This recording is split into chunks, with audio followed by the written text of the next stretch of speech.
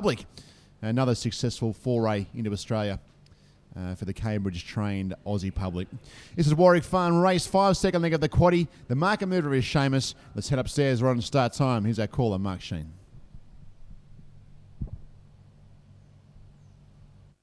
Favourite still to come up. There's Seamus on screen and Adultera to move in as well. Now, the Hare Hunter and Adultera coming forward. Seamus hadn't moved up into the stalls, so I've still got to place him in. So 2.10 for Seamus. And into Tiger Tease at Canterbury last start after winning its first two starts in a race, both on the provincial circuit, one at Wye and one at Gosford. Now they're trying to get Seamus up into the stalls. Went round to the barrier with the clerk of the course, and they're trying to coax him up into the gates.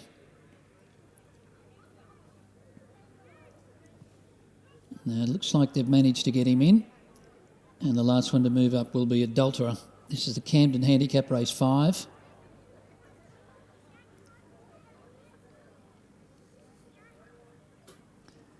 All set. And they're off and racing. And coming out slowly, Ramsey's Curse. Man of Honour and Crackerjack Fortune jump well. Adultera away well. Seamus scooting up along the inside into a handy spotlight. Horseman is wide, followed by Strike Alert, and then under the Tuscan Sun, Regal Bay to Hare Hunter. Bohemian Spirit and Ramsey's Curse is last. So Man of Honour on the outside, just shading Crackerjack Fortune, and Light Horseman striding up to third, 3 wide.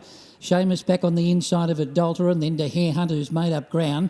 It's come up 3 wide in the Black Jacket, followed by Under the Tuscan Sun, and then Strike Alert, followed by Regal Bay, and then Bohemian Spirit and Ramsey's Curse. So into the straight, Man of Honour led. From Light Horseman to Hare Hunter's whipped up on the outside, and now Seamus is getting the inside run and starting to run on strongly. 200 out. Seamus moving up to Man of Honour, to Hare Hunter out wide, and Light Horseman 4 across the track. Seamus put its head in front on the inside and is just in front and forges away. Wins at a half, Light Horseman. Third's a photo to Hare Hunter or Ramsey's Curse, who flashed down the outside. Then Under the Tuscan Sun, followed by Man of Honour. Then Bohemian Spirit, Strike Alert, Regal Bay, Crackerjack Fortune and Adultera last in. The favourite and the market mover just a little bit too classy for them this afternoon. Number 8, Seamus, given a lovely ride by Glenn Schofield. Hence to say, they went like scored cats. They were always going to over the 1,000 metres. And Glenn Schofield had this son of Shamadale just tucked in behind the pace. Charted a course back towards the inside, let him go, and he won comfortably. 2:10, 1:30. Light Horseman has fought back really well. I thought he might have been a bit of a strive at the 200 metre mark, but Nash Rawiller really urged this fellow along. He's run second. Close for third. Ramsey's Curse flashing home, and to Hare Hunter there as well. Leave that to the judge. It's 8-3 in a photo. Very close for the Miners. We'll leave that to the judge, but Seamus, too good for them. 2:10, 1:30.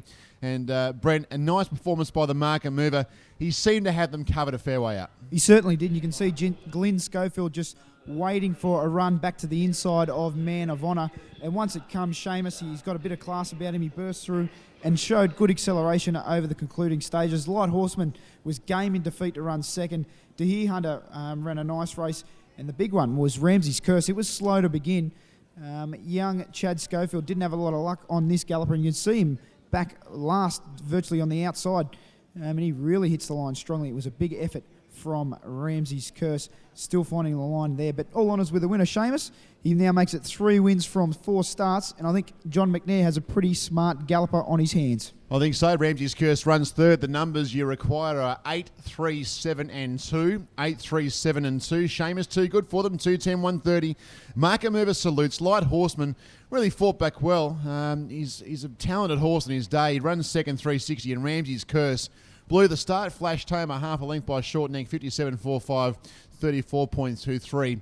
And a tiny performance by the son of Shamadale.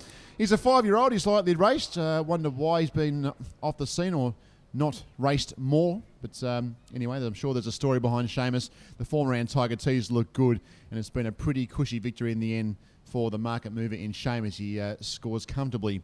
Quaddie players will be pretty happy today so far. We've had Western Symbol, who was The favourite, well supported, and also Seamus. So favourites winning the first 2 legs of the quaddie here at Warwick Farm this afternoon. Good performance by Seamus. He's a horse going places. Go back to you, Brent. Well, I'm with trainer John McNair, and you must have been pretty happy with that. 4 starts now for 3 wins. Always happy when they win, Brent. And he looks a nice little horse.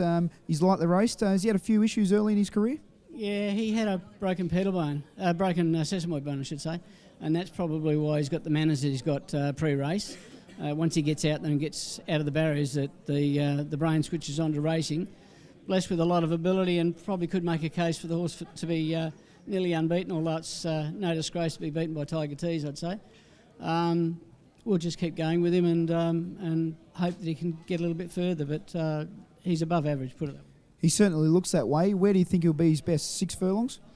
Ultimately 6 furlongs. I don't know that he'll go past that, but his problems will dictate what we do with him from here and how far he goes.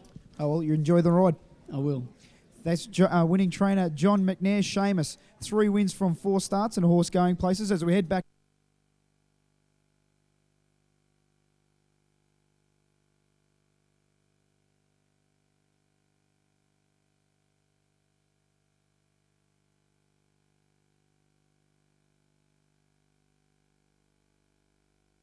Made it a winning double on Seamus. He's looks a pretty nice horse. He's just sat in behind the speed and had to wait for the run, but when it come, he certainly exploded.